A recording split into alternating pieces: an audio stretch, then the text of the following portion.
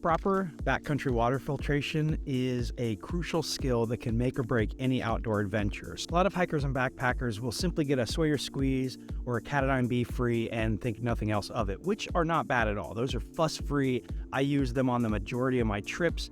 However, sometimes they are prone to reduced flow rate. They can require back flushing and maintenance on trail, which you don't always have access to be able to do.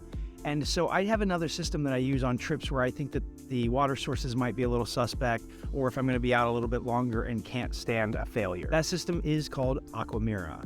Aquamira is a chlorine dioxide based water treatment.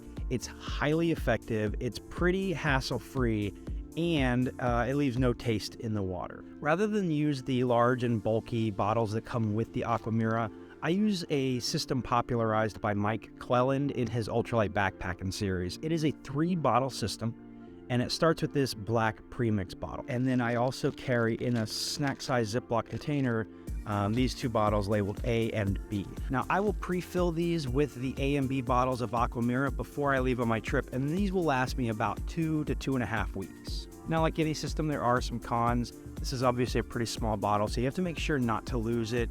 And in addition, you have to make sure to not lose the cap or the dropper.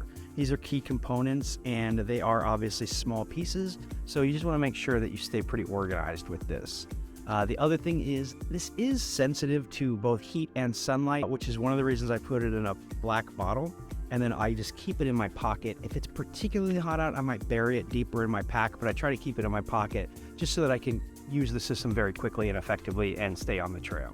So every morning before I break camp, I will add about 25 drops from each of these bottles into the premix bottle.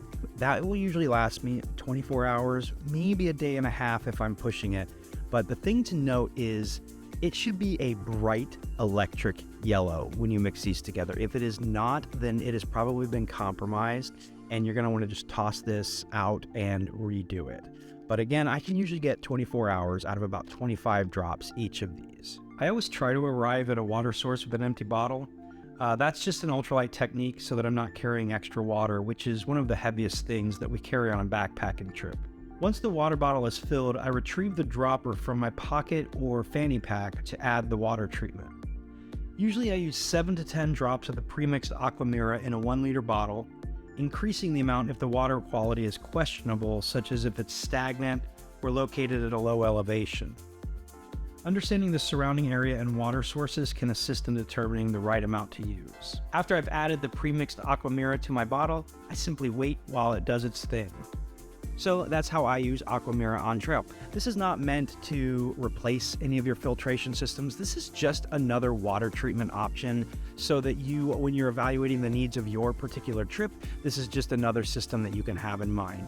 So if you got value out of this video, I would love it if you would click that thumbs up button, and hey, let's do this again sometime.